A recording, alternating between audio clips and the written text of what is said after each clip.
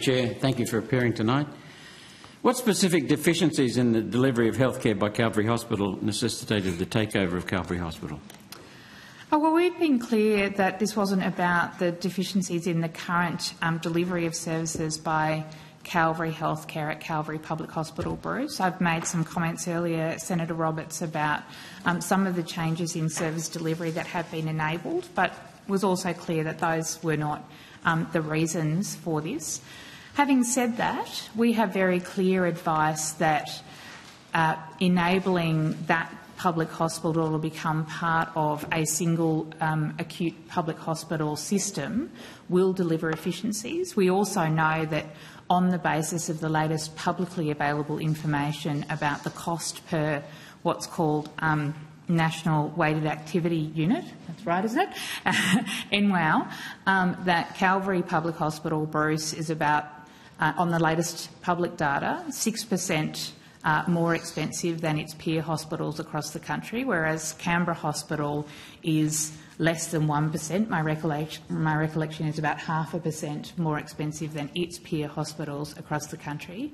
And indeed, Canberra Hospital was a more efficient provider by that measure of both acute and subacute services. So it has often been argued that Calvary Public Hospital was the more efficient and cost-effective provider of acute public hospital care in the ACT. That is not backed up by evidence, and we do have evidence that the efficiencies we will gain by being part of a single network provider are quite substantial. Thank you.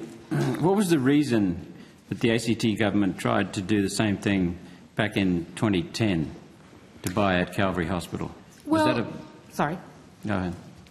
Well, Senator Roberts, it was largely the same reason, and in fact, if you go back to newspaper reporting at the time, and there was a very substantial set of opinion pieces that were published at the time in 2010, and I don't have those in front of me, but this was the point at which Calvary Healthcare itself had reached an agreement with the ACT government to sell the entirety of its public hospital block of land to the ACT government for $77 million.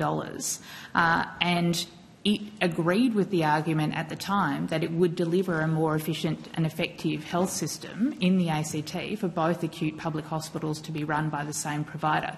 So Calvary Healthcare itself was making that argument back in 2010, and it was in fact the difficulty. Now, I was not part of the conversation at the time, but from what I can gather in all the public reporting, part of the challenge there was that they could not get authority from the Vatican to sell that land to the ACT government, and that was partly in relation to the views of the Archdiocese, which is, I understand, the process if Calvary wanted to do that, being connected directly to Rome.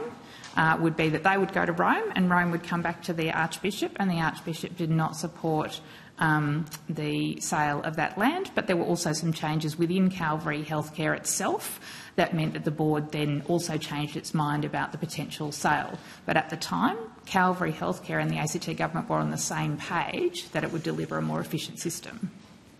Thank you. What effect will the ACT government's decision have on other contractors who provide services to the ACT government if the contract can be torn up for political reasons, or should only religious organisations worry about it?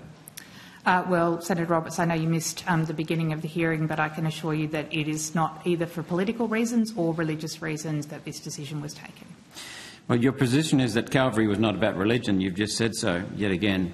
Yet Brindabella Christian School is reporting harassment. Firstly, apparently it was your investigating of bullying in 2020. Then the ACT government tried to have Brindabella declared not fit to hold an education licence. Then they were told to remove transit advertising for being political. And last week, your government suspended construction of new classrooms on a technicality.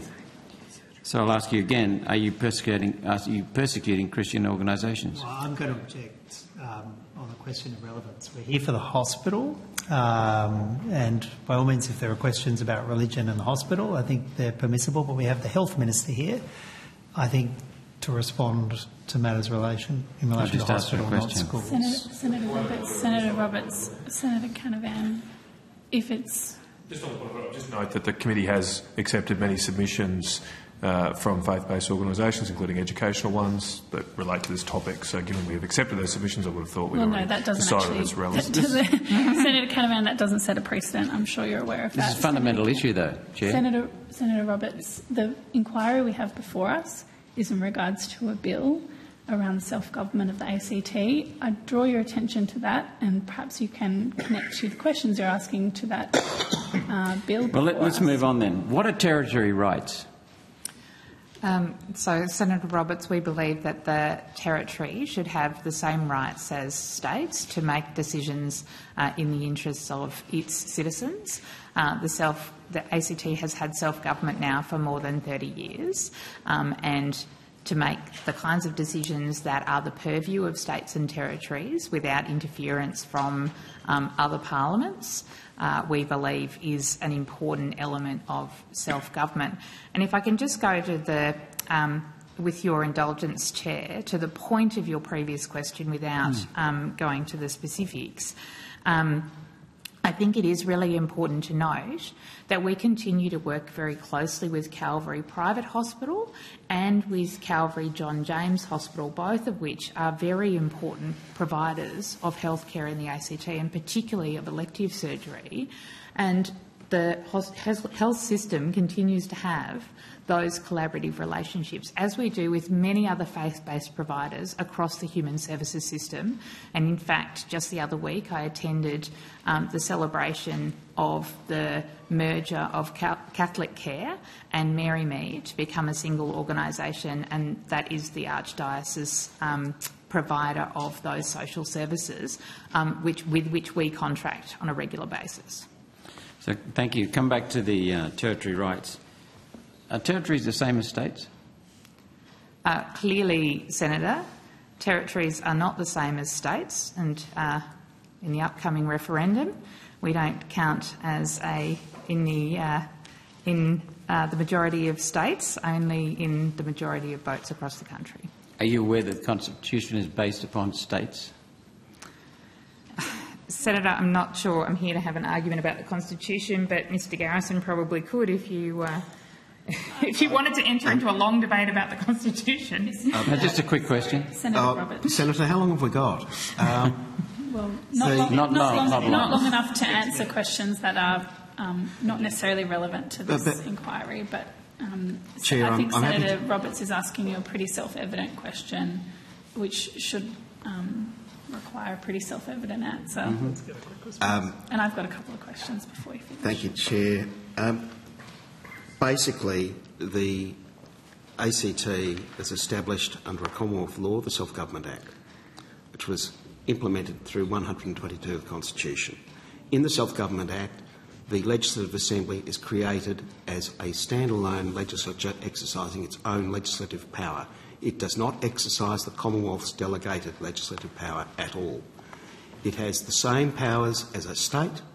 The Self-Government Act contains some restrictions on the exercise of that power, just as state constitutions do, and as indeed as the Commonwealth Constitution does in relation to this place. The ACT has evolved, as indeed has the Northern Territory, over decades. They have undertaken a range of activities, developed institutions and processes in accordance with all the proper principles of responsible government. And it is a responsible government, and the key issue is it should be allowed to exercise those powers as a plenary legislative body. Admitting, of course, that this place has legislative power in relation to the territory and can pass laws that affect the territory. But to the extent that it seeks to interfere in the routine performance of territory functions is something that is not consistent with the principles of representative and responsible government. Thank you. Thanks, Senator Roberts.